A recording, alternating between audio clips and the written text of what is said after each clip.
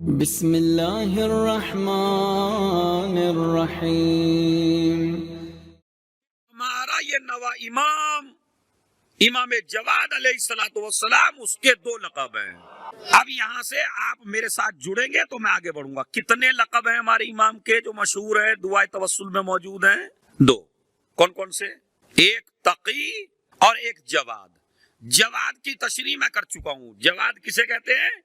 یعنی جو بغیر مانگے کائنات کی جھولی بھر دے، اس کو جواد کہتے ہیں۔ ہمارا ہر امام سقی ہے، ہر امام کریم ہے، لیکن جو خاص لقب ہے تمہارے نوے کا وہ ہے جواد، یعنی بہت زیادہ عطا کرنے والا، بہت زیادہ دینے والا، اور خالی دوستوں کو دینے والا نہیں، اگر دشمن بھی مانگنے آ جائے تو اسے بھی دینے والا، یا ضرورت محسوس کر لیں کہنے بھی نہ آئے۔ اور یہ اللہ کی صفت ہے، یہ کسی بندے کی صفت نہیں ہے، یہ اللہ کی صفت ہے۔ اس لیے کہ دنیا میں ہر انسان جب دیتا ہے تو مانگنے کے بعد دیتا ہے، مگر اللہ وہ ہے جو مانگنے کے بعد بھی دیتا ہے، بغیر مانگے بھی دیتا ہے۔ آپ کو یقین نہیں آتا تو پڑھیے دعائے رجبیہ، بسم اللہ الرحمن الرحیم، یا من ارجو ہو، ارے کوئی بولے بھائی، یا من ارجو لکل وآمنوا سقطہ عند کل، یا من یؤتی الکثیر بالقلیل، یا من یؤتی من سالا۔ اب یہیں سے ہے، یا من یؤتی من سالا، اے وہ ذات جو انہیں بھی دیتی ہے جو سوال کرتے ہیں، یا من لم یؤتی من لم یسألہ من لم یعرفہ، اور انہیں بھی دیتا ہے جنہوں نے سوال نہیں کیا ہے۔ اب آپ نے توجہ کی، جواد کے معنی کیا ہیں؟ اللہ بھی جواد ہے۔ آج لکھ کے لے جاؤ مومنوں، میرے جوانوں، میرے بھائیوں، یہ تحفہ لکھ لو میرے سے، آپ دل میں لکھ لو، اپنے امام کی ایک حدیث یاد کر لو۔ کیا فرمایا؟ اس ظلموں من غنا ہو عن الناس، مومن کی عزت اسی میں ہے کہ وہ اپنے جیسوں کے سامنے ہاتھ نہ پھیلائے، یہ مومن کی عزت ہے۔ جتنا خدا کی قسم ساری رشتہ داریاں ٹوٹ جاتی ہیں جب آپ مانگنا شروع کر دیتے ہیں۔ آپ کسی سے بھی ذرا 10 دن مانگ لیجئے، 11ویں دن آپ کے بلائے پہ آنے والا نہیں ہے وہ، اب یار مانگے گا، جب دیکھو مانگتا رہتا ہے، جب دیکھو مانگتا رہتا ہے۔ جتنا بندے سے مانگتے رہو گے دوریاں پیدا ہوتی رہیں گی، جتنا خدا سے مانگتے رہو گے قربتیں بڑھتی رہیں گی۔ تو اس ظلموں میں ایک حدیث تو یاد کر لیجئے کم سے کم اپنے نوے امام کی، اس ظلموں میں غنا عن الناس، لوگوں میں سب سے بڑا عزت دار وہ ہے جو لوگوں سے مستغنی ہو، یعنی ان کا محتاج جو دے کے تانا دے دیں، ان سے نہیں لینا ہے۔ یہی تمہارے پروردگار کی خاصیت ہے، وہ کہتا ہے میں نے بغیر، تو اللہ جواد ہے، روایتوں میں لفظ استعمال ہوا ہے، یعنی بغیر مانگے دیتا ہے۔ اور اس امام کا نام کیا ہے؟ پھر آ گیا میں، جواد، یعنی جو بغیر مانگے دوستوں کو بھی دے دشمنوں کو بھی دے۔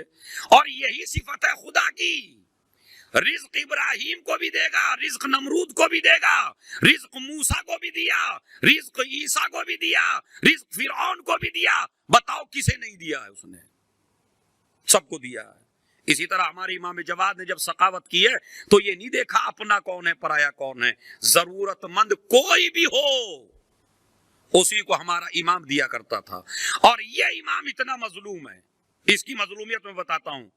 سب سے پہلے تو تانے دینے لگی تھی قوم، کہ 8ویں امام کو تانے دینے لگے تھے لوگ، کہ آپ کی عمر 47 سال کی ہو گئی، آپ کی عمر 50 سال کی ہو گئی اور تمہارے کوئی بیٹا نہیں ہے۔ اب یہاں پہ 2 پریشانیاں شروع ہوئی، وہ سنیے۔ پہلی پریشانی شیعوں کے لیے ہوئی، جو شیعہ امام مانتے تھے امام رضا علیہ الصلوۃ والسلام کو، تو ان کو یہ پریشانی ہوئی کہ اگر ان کے کوئی اولاد نہ ہوئی تو ہمارا عقیدہ امامت غلط ہو جائے گا، اس لیے کہ یہ سلسلہ 12 تک پہنچنا ہے۔ جو مخالفین تھے وہ خوش ہو رہے تھے، اچھا امام رضا کے کوئی اولاد نہ ہو تاکہ ہم شیعوں کا عقیدہ جھوٹ ثابت کر دیں کہ یہ جھوٹے ہیں اور یہ امام نہیں ہیں۔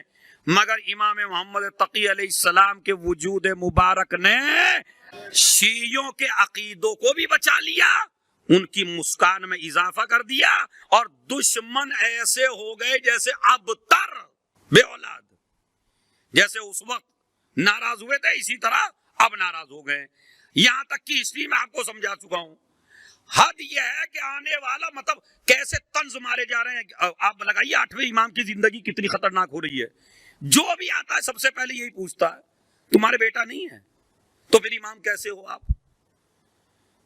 عقبہ ایک شخص تھا, وہ آیا امام کی خدمت میں, انہوں نے کہا تم امام ہو؟ امام نے کہا ہاں امام ہوں.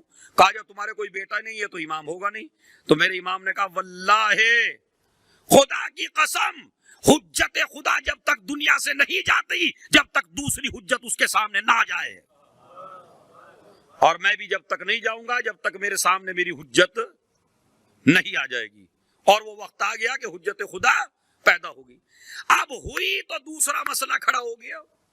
مخالفین نے یہاں سے سنیے, میں دعویٰ کر رہا ہوں شارجہ کے ممبر سے بھی آپ کو ہسٹری یہ نہیں سنی گئی ہے, اور تو کہاں نہیں سنی ہے. میں دعویٰ میں نے ایسے ہی نہیں کیا, میں بھی کافی سن کے بیٹھا ہوں کہ ان ہسٹریوں میں کوئی گیا ہی نہیں ہے. پہلا مسئلہ جو امام کے پیدا ہونے کے بعد پیدا ہو گیا وہ ہوا رشتہ داروں کو شک میں ڈال دیا اور یہ کہا یہ امام رضا کا بیٹا ہے ہی نہیں. دیکھیں کتنا مظلومیت کا دور ہے. پہلا مسئلہ تھا بیٹا ہو کیوں نہیں رہا ہے, بیٹا ہو کیوں نہیں رہا ہے تمہارے. جب بیٹا ہو گیا تو آپ کہہ رہے ہیں یہ تمہارا بیٹا نہیں ہے. حد یہ ہے کہ رشتہ دار بھی انوالو ہو گئے اس میں, امام کا چچا بھی انوالو ہو گیا, امام کے جو رشتہ دار تھے وہ بھی انوالو ہو گئے اس میں. وہ بھی جب بھائی ایک ہوا چلتی ہے تو سب کے ذہن میں آ جاتی ہے. وہ میں نے آپ سے کہا, آپ نے انہوں سے کہا, انہوں نے اس سے کہا, پورے مدینے میں یہ بات پھیل گئی. اور میرے امام نوائی دیکھے کتنا مظلوم ہے 2 سال کی عمر میں, کہ اس کو کوئی تسلیم کرنے کو تیار نہیں ہے کہ یہ حجت خدا ہے اور یہ امام علی رضا علیہ السلام کا بیٹا ہے. اس زمانے میں قیافہ شناس کا زمانہ تھا. وہ جو قیافہ لگا کے بتاتے تھے, سمجھتے نا قیافہ شناس کو, قیافے سے بتاتے تھے کہ یہ خاندان میں ہے, یہ کس خاندان میں, یہ کس خاندان میں. 8ویں امام کو مجبور کیا ان کے رشتہ داروں نے کہ ہمیں یقین نہیں آتا یہ آپ کا بیٹا ہے, آپ اسے قیافہ شناس کے پاس لے کے چلیے. امام نے کہا میں تو لے کے نہیں جاؤں گا اس لیے کہ میں جانتا ہوں میرا بیٹا ہے. کہا نہیں آپ کا بیٹا نہیں ہے, قیافہ شناس کے پاس لے کے چلیں گے. اب جب ہوا پھیل گئی پورے مدینے میں ایسی, اب جب مجمع جو شیعہ ہیں وہ بھی بیچارے شک میں پڑ گئے, جو دوسرے ہیں وہ تو شک میں ڈالنے والے ہیں.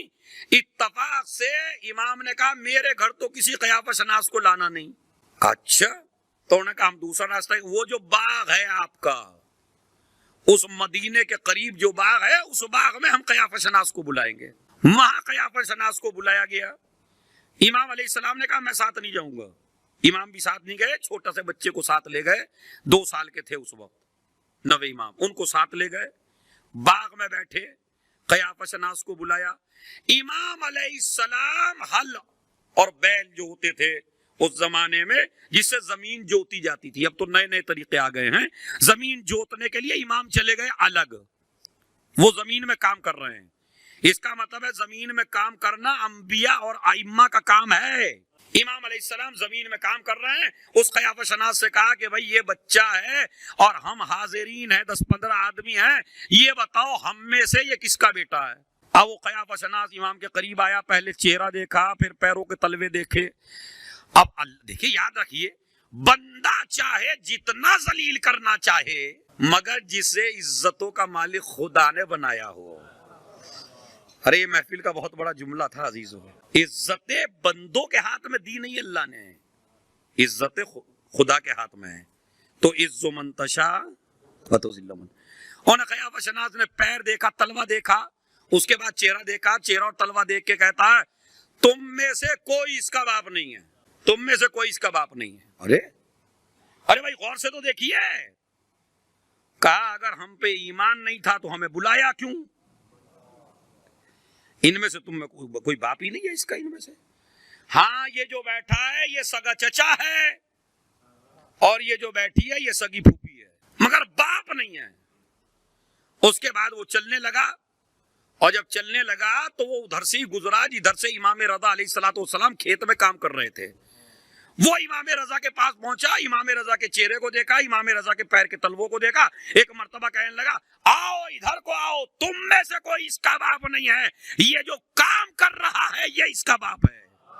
اب قیافہ شناس نے بتا دیا یہ اس کا باپ ہے، فوراً امام کا چچا اٹھا، اٹھنے کے بعد بوسہ دیا، سینے سے لگایا، واقعاً تم ہی حجت خدا ہو۔ ایک مشکل مرحلہ یہ تھا، ایک مشکل مرحلہ ولادت سے پہلے، ایک مشکل مرحلہ یہ، تیسرا مسئلہ پھر کھڑا کر دیا۔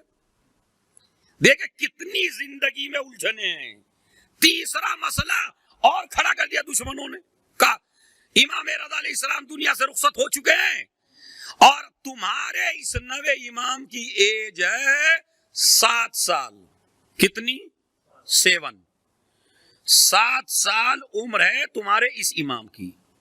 مسئلہ یہ کھڑا کیا کہ کیا اتنی اسی چھوٹی سی عمر میں بندہ اس لائق ہو سکتا ہے کہ جو پوری کائنات کی ہدایت کر سکے؟ یعنی کیا 7 سال کا بچہ امام ہو سکتا ہے؟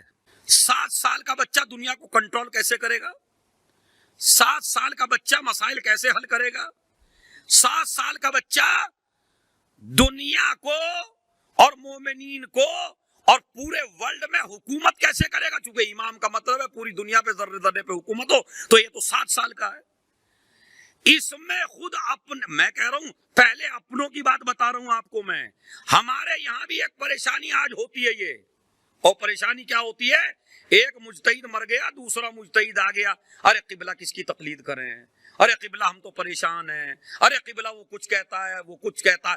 تمہیں نائب امام تلاش کرنے میں اتنی پریشانی ہو رہی ہے حالانکہ اس کی ایج بہت بڑی ہے، تو اس زمانے کے لوگوں کو امام کی تشخیص کتنی بھاری پڑ رہی ہوگی۔ اور جبکہ اشتباہ کرنے والے، شک میں ڈالنے والے، شبہ ڈالنے والے موجود ہیں، کوئی کہتا امام ہی نہیں ہے، کوئی کہتا رہبری نہیں ہے، کوئی کہتا قائد ہی نہیں ہے، تو جہاں شک میں ڈالنے والے بھی موجود ہوں تو دیکھیں اپنے حالات سے جلدی سے پریشان نہ ہوا کریں آپ لوگ کہ کسے مانے، کس کی تقلید کریں۔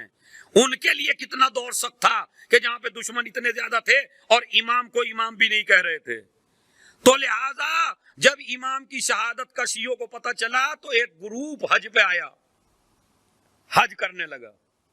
حج کرنے کے بعد انہوں نے یہ ارادہ کیا بھائی یہ تو پتہ چلے حجت خدا کون ہے، اب چونکہ زمین حجت خدا سے خالی نہیں رہ سکتی، تو اب ہمیں یہ تو پتہ نہیں ہے، چونکہ جو مدینے والوں کو تو پتہ چل گیا، لیکن جو مدینے سے باہر ہے اب نہ واٹس اپ تھا، نہ گوگل تھا، نہ انٹرنیٹ تھا کہ ویڈیو کال ملائیں امریکہ بات کر لیں، اب کچھ بھی نہیں ہے نا اس زمانے میں، تو پتہ کیسے چلے گا مدینے میں ہے اور حجت خدا کہاں ہے، کون ہے، کیا ہے؟ اچھا دعویٰ کرنے والے کئی کھڑے ہو جاتے تھے ہر امام کے بعد، وہ کہتا تھا میں امام، وہ کہتا تھا میں امام، وہ کہتا تھا میں امام۔ اب بتائیے شک میں پڑے گا یا نہیں پڑے گا آدمی؟ تو یہی ہو، خود اماموں کے خاندان سے لوگ کھڑے ہو جاتے تھے کہ میں امام ہوں، خود سگے چچا کھڑے ہو جاتے تھے میں امام ہوں، تو اب کتنی مشکلیں کھڑی ہو گئی۔ اب یہ گروپ حج پہ آیا شیعوں کا، ریان ابن سلط اس میں تھا، یونس ابن عبد الرحمن تھا، یہ سارے کے سارے کہنے لگے پہلے حج کر لو، حج کے بعد مدینے چلو، مدینے میں جو جعفر صادق کا گھر ہے، اللہم صلی علی محمد، امام کے گھر چلیں گے اور امام کے گھر جا کے دیکھیں گے کون مسند امامت پہ بیٹھا ہے، اور بہترین علاج ہے سوال کا جواب، جو سوال کا جواب دے دے وہی امام ہے۔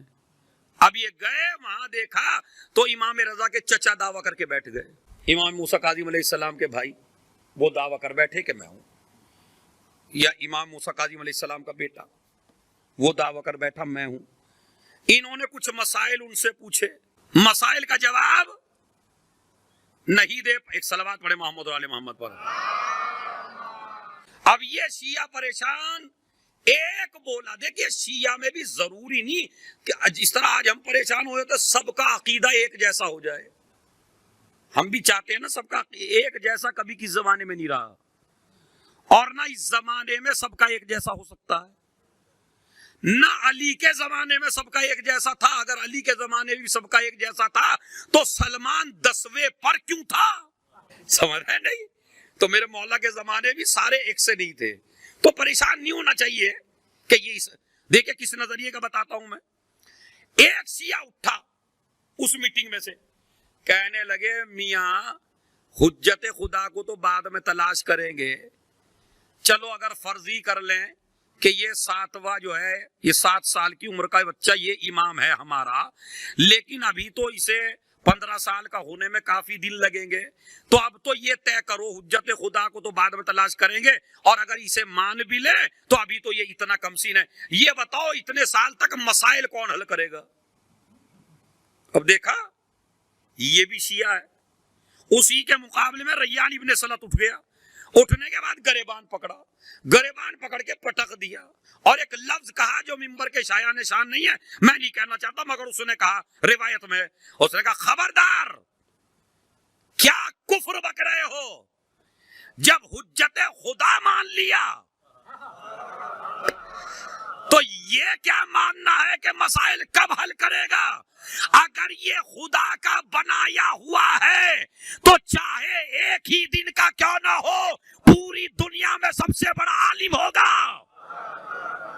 دیکھیں یہ بھی شیعہ ہے، اٹھ گیا، اٹھنے کے بعد کہا امام اگر ایک دن کا بھی ہو تو پوری کائنات میں سب سے زیادہ اس کا علم زیادہ ہوتا اگر وہ اللہ کا بنایا ہوا۔ اور بعد کا جملہ سمجھ لیں تو میرے خیال میں شیر سے بھی زیادہ داد ہو جائے گا۔ اور اگر اللہ کا بنایا ہوا نہ ہو تو چاہے 80 سال کا کیوں نہ ہو، مین یہ ہے کہ اللہ کا بنایا ہوا ہے یا اللہ کا بنایا ہوا نہیں ہے۔ تو لہذا جب یہ حجت خدا ہے تو اسے مان لیا حجت خدا۔ گئے امام سے انہوں نے سوالات کیے، امام نے سوالات کے جواب دیے، ان کو معلوم ہو گیا ہاں یہی ہمارے لیے حجت ہے۔ اب یہ طے ہو گیا کہ یہ امام حجت خدا ہے، حجت خدا ہے۔ تو اب اس کے لیے ایک مسئلہ اور سن لیجئے، لوگوں نے آ کے پھر امام سے سوال کرنے شروع کیے، 7ویں مطلب اسی سے 9ویں امام سے۔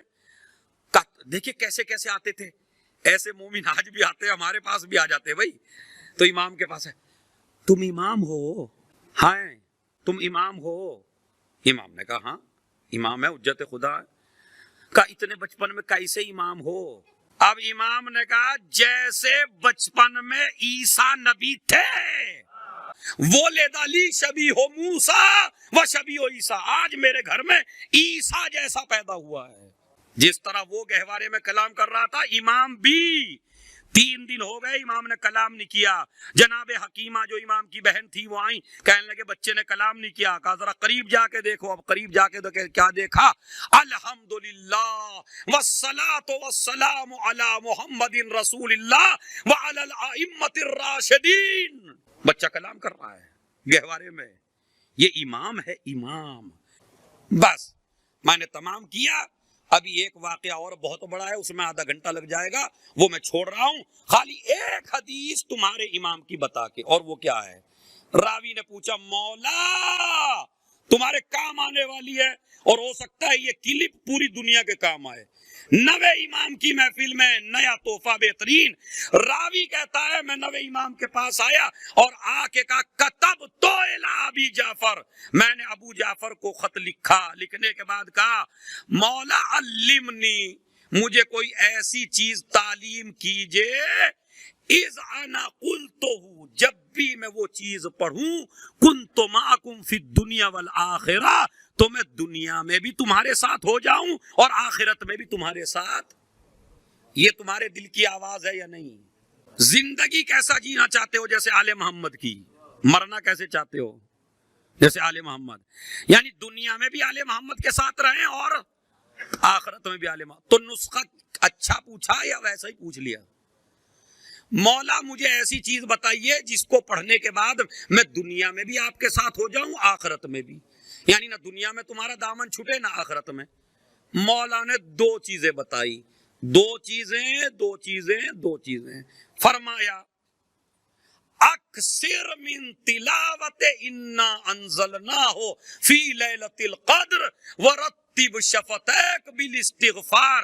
اگر تو چاہتا ہے دنیا میں بھی ہمارے ساتھ رہنا، آخرت میں بھی ہمارے ساتھ رہنا، تو زیادہ تر انا انزلنا پڑھا کر اور استغفار کیا کر۔ یعنی کیا بتایا امام نے؟ انا انزلنا پڑھنے والا انسان محشر میں کس کے ساتھ ہوگا؟ اب زور سے بولیے بھائی، دنیا میں بھی ہمارے ساتھ رہے گا اور آخرت میں بھی۔ خالی انا انزلنا پڑھنے کے بعد ورتب شفتیک بالاستغفار، اور زیادہ سے زیادہ استغفار کیا کر. اگر گناہ ہو جائے تو فوراً استغفار کر. میرا مولا علی کہتا ہے مومن وہ ہوتا ہے اگر گناہ ہو جائے تو ہر گناہ کے نیچے لکھا ہوا ہو استغفر اللہ. ہو جاتا ہے، میرے سے بھی ہوتا ہے، آپ سے بھی ہوتا ہے، جتنے بھی ہیں امام جواد کی محفل کے صدقے میں استغفار کریے. تو امام نے کتنی چیزیں بتائی، جلدی بولیے بھائی. انا انزلنا پڑھا کر اور استغفار کیا کر. استغفار خالی گناہوں کے لیے نہیں ہے. اگر کسی مومن کے رزق میں تنگی ہو رہی ہو، اگر کسی مومن کو اولاد نہیں مل رہی ہو، اگر کسی مومن کو تجارت میں گھاٹا ہو رہا ہو، تو قرآن مجید کا نسخہ ہے استغفار پڑھو. پھر بتاؤں گا انشاءاللہ کبھی. استغفار کے ذریعے اولاد ملتی ہے، استغفار کے ذریعے گناہ معاف ہوتے ہیں، استغفار کے ذریعے امام کے ساتھ محشر میں آدمی ہو جاتا ہے. ایک حدیث، دوسری حدیث پھر اسی امام سے سنیے. بسم اللہ الرحمن الرحیم. من قرأ انا انزلنا 7 مرات بعد العشاء کان فی زمان اللہ حتی یصبح. اگر تمہارا نوا امام تمہیں تحفہ دیتا ہے، اگر تم مومنوں میں سے نماز عشاء کے بعد سونے سے پہلے اگر کوئی مومن 7 مرتبہ انا انزلنا پڑھ کے سو جائے کانا فی زمان اللہ، تو یہ اللہ کی ضمانت میں چلا جاتا ہے. تو پہلا فائدہ انا انزلنا کا کیا بتایا امام نے؟ دنیا اور آخرت میں امام کے ساتھ رہو گے. دوسرا فائدہ اللہ کی زمان میں. اور اب ان کے باپ نے فرمایا ایوما مومن قرأ انا انزلنا فی وضوئہ، جو انسان وضو کرتے وقت ایک مرتبہ انا انزلنا پڑھ لے، 8ویں امام فرماتے ہیں خرج من ذنوبہ کیوم ولدتہ امہ، وہ گناہوں سے ایسے پاک ہو جاتا ہے جیسے ماں کے پیٹ سے ابھی پیدا ہوا ہے. جلدی جلدی میں تحفہ دے دیا بس تاکہ یہ بہترین کلپ بن جائے انا انزلنا کے اوپر امام محمد تقی جواد کی طرف سے. کیا اگر امام کے ساتھ دنیا اور آخرت میں رہنا چاہو تو کیا پڑھو؟ نہ. اگر اللہ کی امان میں رہنا چاہو تو کیا پڑھو؟ اگر وضو کے وقت پڑھ لو تو ایسا ہو جاتا ہے جیسے ماں کے پیٹ سے. تو انشاءاللہ آج سے جب وضو کریں گے پڑھیں گے یا نہیں؟ ارادہ بن گیا سب کا. قبر پہ جاؤ کسی مومن کی، اپنی ماں کی قبر پہ جاؤ، اپنے باپ کی قبر پہ جاؤ، اپنے رشتہ دار کی قبر پہ جاؤ، دور سے فاتحہ نہ پڑھو. امام فرماتے ہیں قبر پر ہاتھ رکھو. یہ قبر پہ ہاتھ رکھنا ایسے ہے جیسے میت کے سینے پہ ہاتھ رکھ دیا. اور امام کہتے ہیں تیری بھی ہول دور ہو جائے گی، اور محشر میں جو ہولناک وقت ہوگا وہ نہیں آئے گا جو آدمی 7 مرتبہ انا انزلنا قبر کے اوپر ہاتھ رکھ کے پڑھ دے. اس لیے کہ یہ انا انزلنا آدھا حصہ فاطمہ سے مخصوص ہے، آدھا حصہ امام زمانہ سے مخصوص ہے. بس آخری حدیث اور آپ کی زحمت تمام. اور ہمارے چوتھے امام نے فرمایا جو مومن روزہ رکھے ایک مرتبہ انا انزلنا پڑھے افطار کرتے وقت، ایک مرتبہ انا انزلنا پڑھے سحر کھاتے وقت. بھاری ہے یا ہلکا ہے؟ نہ چاٹ پکوڑے کھاؤ تو اس سے پہلے ایک انا انزلنا، اور جب نیت کرنے روزے کی تو ایک مرتبہ انا انزلنا. کہتے ہیں ایک مرتبہ سحر کے وقت، ایک مرتبہ افطار کے. اس سے بڑا ثواب نہیں. پتا کیا فرمایا چوتھے امام نے؟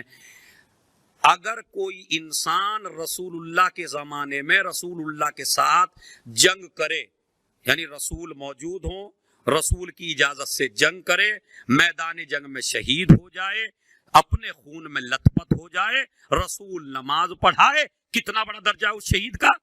جتنا بڑا درجہ اس انسان کا ہے جو اپنے خون میں لت پت ہے میدان جہاد میں، اتنا ہی درجہ اس انسان کا ہے جو روزہ کھولتے وقت اور سحر کھاتے وقت ایک ایک مرتبہ انا انزلنا پڑھ لے.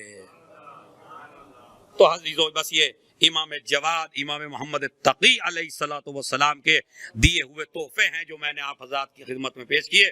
پروردگار ہماری مغفرت فرما، پروردگار جو مر چکے ہیں ان پر رحمت نازل فرما، جو زندہ ہیں انہیں عمل خیر کی توفیق عنایت فرما، حاضرین کی دلی حاجات کو پورا فرما. پروردگار میرے معبود اس حکومت کی حفاظت فرما.